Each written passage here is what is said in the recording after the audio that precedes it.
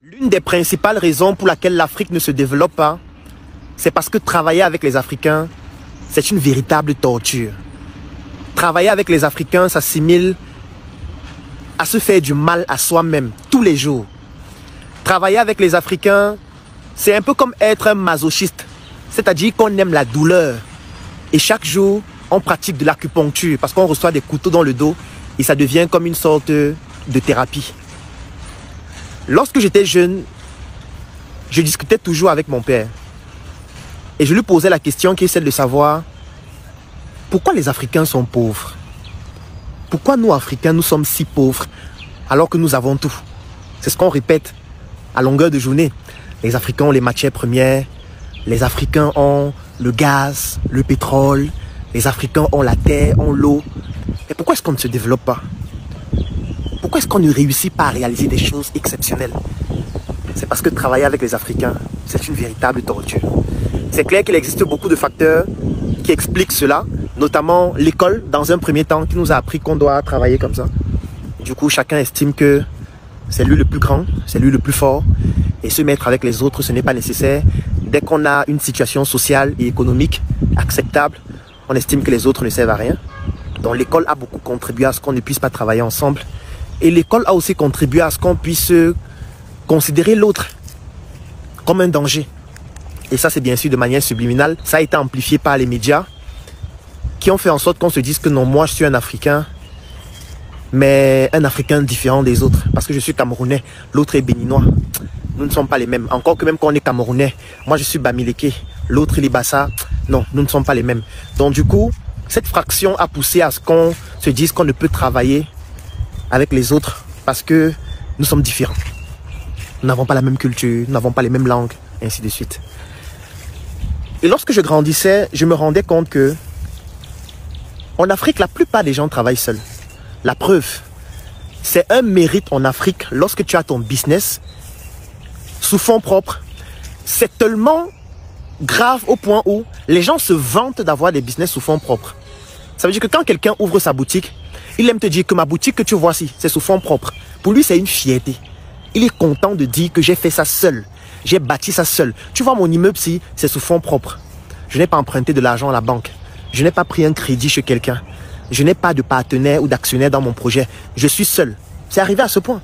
Ça veut dire qu'en Afrique, on est fier d'affirmer qu'on réalise des choses seul. Donc quand on fait quelque chose seul, on s'en vante. C'est une catastrophe.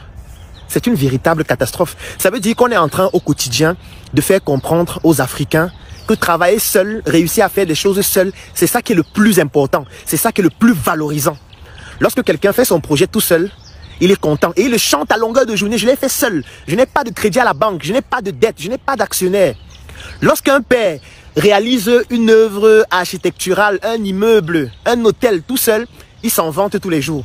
Mais selon vous, vous pensez qu'il va donner quelle éducation à son enfant? Il va dire à son enfant que tu dois faire seul. Il va dire à son enfant que non, ne t'associe pas aux autres. Ils peuvent te détruire. Ils peuvent t'arracher tes biens. Donc, on a grandi dans un environnement où sur le plan de l'école, sur le plan culturel, sur le plan médiatique et sur le plan de la transmission intergénérationnelle, on nous a fait comprendre qu'il faut faire seul. Il faut mener ses projets seul. Il ne faut pas faire intervenir les gens dans son projet. Sinon, ce n'est plus réellement ça. Et moi, quand je regarde au Cameroun, c'est une catastrophe. Pourquoi? Parce que nous mettons en place des projets, mais ces projets ne se développent jamais jusqu'à atteindre un niveau très important. Pourquoi? Parce qu'on est seul. Ou alors même quand on décide de se mettre avec les autres, on se met avec ceux de notre village. On se met avec ceux de notre famille. On essaie toujours de restreindre en se disant non, ne partageons pas ça avec les autres, sinon on va perdre ce que nous avons. C'est ça qui nous rend aussi médiocres. Parce qu'on ne comprend pas que les entreprises occidentales qui sont installées chez nous, ce sont des occidentaux de plusieurs natures, de plusieurs environnements différents qui se mettent ensemble pour devenir beaucoup plus puissants afin de venir nous envahir. Si vous regardez les entreprises occidentales qui sont en Afrique, vous allez vous rendre compte que ce ne sont pas des entreprises qui appartiennent à un pays ou qui appartiennent à une petite famille, non. Ce sont des entreprises qui parfois appartiennent à plusieurs continents différents. Il y a des entreprises dans lesquelles il y a des millions d'investisseurs qui viennent des États-Unis, qui viennent de l'Europe, qui viennent de l'Asie, qui viennent même de l'Afrique, dans une seule entreprise. Et ces entreprises sont installées en Afrique et ont pour concurrent qui? Nous, qui aimons travailler seuls.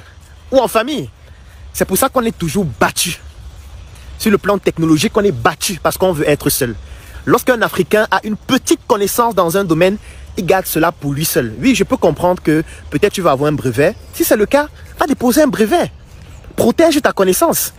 Mais n'empêche pas à d'autres Africains de bénéficier de ton savoir-faire parce que c'est une fierté pour toi de dire tous les jours que je suis le seul à savoir faire ça. Je suis le seul à savoir faire ça. Non. La science aujourd'hui valorise le fait qu'on partage la connaissance. Ce n'est pas pour rien que les publications scientifiques existent. Ce n'est pas pour rien que des plateformes d'échange du savoir-faire existent. Parce que si tu es au Cameroun et tu as découvert quelque chose, cette chose a de la valeur lorsque tu fais une publication et tu partages cette connaissance au monde, au travers d'un article, au travers d'un brevet, pour que le monde entier découvre qu'au Cameroun, il y a quelqu'un qui est capable de faire ça. Ça veut dire que le monde s'est développé grâce au partage de l'information, au partage de la science, au partage de compétences, au partage d'expériences. Le monde s'est développé parce que les gens se sont mis ensemble et ont mis leurs moyens intellectuels, matériels, financiers, logistiques pour pouvoir développer des projets d'une envergure importante. Lorsque vous voyez des projets en Occident, on va vous dire ce projet, il y a 100 000 personnes qui ont participé à ce projet. Même les logiciels, c'est la même chose. Vous voyez un logiciel, on vous dit qu'il y a 50 000 ingénieurs japonais, chinois, coréens, américains, français, italiens qui ont participé à concevoir un seul logiciel.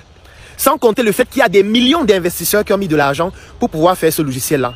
Mais nous, en Afrique, vous voyez quelqu'un qui est couché dans sa chambre, qui est tout seul, qui réfléchit tout seul pendant des mois, et il veut concevoir un logiciel qui va concurrencer ce logiciel-là, sans ressources humaines, sans argent. C'est pour ça qu'on ne progresse pas. En Afrique, nous ne progressons pas parce qu'on refuse de travailler ensemble. Mais il y a aussi un facteur qui est très important que je ne peux ne pas révéler dans cette vidéo. C'est le fait que parfois, certaines personnes qui ont voulu travailler avec les autres ont été flouées, ont été escroquées, ont été expropriées, mais surtout ont été traînées dans la boue. Moi, je vais prendre un exemple sur moi-même. Parce que je suis l'un des exemples d'entrepreneurs qui prônent le travail ensemble depuis pratiquement 10 ans. Si vous écoutez 100 vidéos que je publie sur Internet, dans 90 vidéos, je parle du travail ensemble. J'ai expérimenté le travail ensemble. Aujourd'hui, j'ai eu beaucoup de blessures émotionnelles à cause de ce travail ensemble avec les Africains. Parce que l'une des particularités des Africains, et là je parle de mon expérience, je ne pourrais pas la généraliser, c'est le fait que quand vous décidez de vous mettre ensemble avec les Africains pour lancer un projet, je dis africain parce que je ne travaille pas seulement avec des Camerounais ou des Ivoiriens ou des Togolais. J'ai beaucoup d'Africains avec qui je travaille dans plusieurs projets, de plusieurs nationalités différentes et même de la diaspora. Le problème, c'est que quand vous vous mettez ensemble avec les Africains, vous lancez un projet, la première chose, c'est que tous sont intolérants à l'échec. Donc pour eux, c'est interdit d'échouer. Si le projet ne fonctionne pas, la seule explication qu'ils ont, c'est que tu as volé. C'est que tu les as escroqués. Ça, c'est le premier problème lorsque tu travailles avec les Africains. C'est pour ça que la plupart des Africains préfèrent travailler seuls. Parce que après, je l'ai compris à mes dépens. Les gens préfèrent travailler seuls. Pourquoi? Parce que, étant donné que l'entrepreneuriat, il y a des contingences internes et externes qui, malgré vos compétences, malgré votre argent, malgré vos belles idées, peuvent faire en sorte que le projet ne fonctionne pas. Je peux prendre l'exemple de la Covid. Les gens préfèrent travailler seuls avec leurs fonds propres parce qu'ils se disent, si l'un de ces événements qui arrivent régulièrement survient, il ne faudrait pas que j'ai des gens qui disent que je les ai escroqués. Comme ce n'est que mon argent, ça va. Parce que imaginez-vous un seul instant, vous vous mettez ensemble, vous lancez un projet, la Covid arrive, le projet fait faillite. Dans un environnement africain, vos collaborateurs, vos investisseurs, vos actionnaires vont estimer que c'est vous le problème. Vous estimez que vous les avez escroqués. Je parle là de mon expérience personnelle et je ne raconte pas l'histoire de quelqu'un. La deuxième chose, c'est que quand vous vous mettez ensemble avec des Africains pour lancer un projet, lorsque à travers ce projet, vous réussissez à réaliser des prouesses exceptionnelles, presque personne d'entre eux n'en parle. Comprenez bien ce que je viens de dire. Vous mettez en place un projet avec des Africains. À travers ce projet, vous réussissez à faire une prouesse exceptionnelle.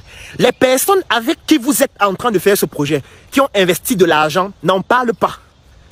Vous les voyez sur Internet, ils n'en parlent pas. Dans la vie réelle, ils n'en parlent pas. Vous mettez en place des produits et des services sur le marché, ils ne les achètent pas, ils ne communiquent pas, ils ne recommandent pas, ils ne font rien. Et ce qui se passe, c'est que le jour où il y a un moindre quoi qui arrive, ce sont eux les premiers qui vont payer pour qu'on parle mal de vous. Comprenez bien ce que je dis. Ça veut dire que vous allez avoir des collaborateurs, des investisseurs, des actionnaires, malgré la confidentialité même de vos projets, ou alors de vos conventions, ou alors de vos contrats. Ils vont prendre de l'argent, payer pour que des gens parlent mal de vous en disant que vous êtes un bandit, vous êtes un voleur, vous êtes un escroc, vous êtes un arnaqueur. C'est incroyable. Ça, c'est le partage d'expérience. Je ne raconte pas l'histoire de quelqu'un, je parle de moi. C'est pour ça que d'autres Africains se disent, au lieu d'être victimes de ça, je préfère travailler sous fonds propres ou tout seul. Je vais prendre un autre exemple. Vous voyez des personnes qui ont investi dans vos projets, qui créent des faux profils sur Internet pour venir vous insulter sur la page du projet sur lequel vous travaillez ensemble. C'est incroyable. Ça veut dire que quelqu'un te dit vraiment, Claudel, j'apprécie beaucoup ce que tu fais. C'est pour ça que cette phrase n'a plus aucune signification dans ma tête. Quand quelqu'un le dit, dans ma tête, je dis donc arrête de raconter des bêtises, dis-moi directement ce que tu veux. Il vient te dire vraiment, j'apprécie beaucoup ce que tu fais, je veux investir dans ton projet. Tu te dis, ok, d'accord, travaillons ensemble. Il investit dans le projet. Quand les choses se passent bien, il n'en parle jamais. Vous réalisez un truc exceptionnel, il ne dit rien. Vous mettez sur pied un produit, il n'achète jamais, il ne recommande jamais, il n'en parle jamais, ni en ligne, ni dans son réseau, ni même avec les atouts qu'il a, le réseau relationnel qu'il a, les compétences qu'il a, il ne fait rien du tout. Mais dès qu'il y a quelque chose qui ne fonctionne pas, il crée un compte sur les réseaux sociaux, parfois avec un faux profil, il vient t'insulter. Il va sur des pages où on parle en mal de toi. Parfois, c'est lui-même qui a financé pour qu'on parle mal de toi. Il vient t'insulter. Je ne parle pas des plaintes. Je ne parle pas des tontines. Je ne parle pas de tout ce que tu peux imaginer. Et du coup, ça laisse des séquelles qui poussent à se dire, mais pourquoi travailler autant pour vouloir qu'on se mette ensemble pour réaliser des choses puissantes si les gens avec qui tu travailles t'empêchent de progresser réellement? Parce qu'ils ne te servent au final à rien. Ils ne te servent à rien. Communiquer sur ce que vous faites, ils ne communiquent pas. Recommander, ils ne recommandent pas. Mettre en action leurs compétences, leurs relationnels pour que le projet se développe, ils ne le font pas. Et même quand ils le font, ils te facturent ça à un montant incroyable. Tu te dis, mon frère, tu es actionnaire, mais c'est toi qui nous factures des choses à un point aussi élevé. Après, tu te dis, ok, bon, peut-être c'est le business, peut-être c'est comme ça que ça se passe en général. Tu dis, ok, il n'y a pas de souci. Parlez de ce que vous faites, ils ne parlent pas. Même quand il gagne de l'argent, il ne dit rien. Il ne va pas aller dire à quelqu'un que non, vraiment, voilà un projet dans lequel j'ai contribué, j'ai gagné vraiment beaucoup d'argent. Il ne dit rien. Mais amuse-toi un seul instant. Commets une seule erreur. Ou alors fais quelque chose d'une manière où lui, peut-être lui, ne comprend pas ce que tu fais. Il te fait bouffer des tontines. Il explique comment tu es têtu. Tu ne comprends rien. Quand on te parle, tu n'écoutes pas. C'est pour ça que les choses ne fonctionnent pas. Mais si tu lui dis, bon, mon frère, comme moi, je ne comprends pas ce qu'il faut faire. Est-ce que tu peux venir donc nous aider? Est-ce que tu peux venir le faire toi-même? Commence à dire non, dis donc, moi-même j'ai mes affaires, je ne veux pas venir faire ça. Battez-vous. Travailler avec les Africains, c'est de la merde. Et là, je partage mon expérience depuis pratiquement 10 ans. Moi, je ne travaille qu'avec les Africains. Je dis toujours, sur 10 projets que j'ai lancés, 8 ont été un échec cuisant. Parfois, c'est parce qu'on était immature, parfois on était ignorant, parfois on faisait tout ce qu'il fallait, mais il y avait des contingences internes et externes qui faisaient en sorte que ça ne fonctionne pas. Et on a bouffé toute forme de tontine. Moi, j'ai bouffé toute forme de tontine. J'en suis fier parce qu'on ne pleure pas. Ce sont ces tontines qui m'ont donné l'expérience que j'ai aujourd'hui. Mais parfois, ce qui était désolant, c'était le fait que même quand vous réalisez des prouesses exceptionnelles, ces personnes n'en parlent presque jamais. Donc cette vidéo, c'est pour toi qui veux travailler avec les Africains. Pour que tu puisses comprendre que ça va forcément arriver. Pourquoi? Parce qu'on a des prédispositions à ce que cela arrive. J'ai parlé de l'école, j'ai parlé de la culture, j'ai parlé de l'environnement, j'ai parlé des médias, j'ai parlé de nos parents qui nous enseignent qu'il faudrait qu'on fasse les choses seuls ou uniquement entre nous, donc de l'éducation. Donc parfois, je ne peux pas en vouloir à ces personnes. C'est parce que ces personnes découlent d'un environnement dans lequel, lorsqu'on voit un Africain, on considère d'abord qu'il est un bandit. Pire encore s'il est Camerounais. Lorsqu'on voit un Camerounais, on l'étiquette d'abord comme un malhonnête. C'est maintenant à lui de démontrer qu'il ne l'est pas. Donc chaque jour, il doit démontrer qu'il ne l'est pas. C'est la raison pour laquelle, quand il réalise des prouesses exceptionnelles, ça passe inaperçu parce qu'on sait que c'est un malhonnête. On se dit que même ces prouesses-là, peut-être c'est une forme de malhonnêteté. Et le jour où il commet une petite gaffe, comme tout le monde en commet, on dit, vous voyez alors, on vous avait dit que c'est un malhonnête, non? Voilà donc la preuve. Maintenant, je ne peux pas terminer cette vidéo sans relever que tous ne sont pas ainsi. Parce que je dis toujours, même dans la Bible, il y a quelqu'un qui a trahi Jésus, comme pour dire que la trahison fait partie de la vie. Mais ce n'est pas tout le monde qui a trahi Jésus. Parce que dans toute cette atmosphère, il y a des personnes qui vont faire des choses exceptionnelles. Il y a des personnes qui parfois, vous allez rester comme ça et vous dire, mais qu'est-ce qui motive cette personne à se donner autant pour que le projet fonctionne, alors qu'en réalité, cette personne ne bénéficie même pas de 5% de ce qu'elle apporte au quotidien dans le projet. Vous allez rencontrer des Africains qui vont se donner à fond pour que vos projets fonctionnent. Ils vont représenter peut-être 1%, mais parfois, ils vont vous donner tellement de fierté que vous n'allez pas abandonner. C'est la raison pour laquelle, malgré les douleurs, malgré les tontines, malgré l'acupuncture que je pratique au quotidien parce que j'ai reçu tellement de coups dans le dos du fait de collaborer avec les Africains, je recommande toujours de collaborer avec les Africains. Parce que ce n'est pas parce que le feu a brûlé quelqu'un dans un quartier qu'on va décider de ne plus jamais utiliser le feu parce qu'il y a quelqu'un qui est mort du feu. Non, on devrait plutôt avoir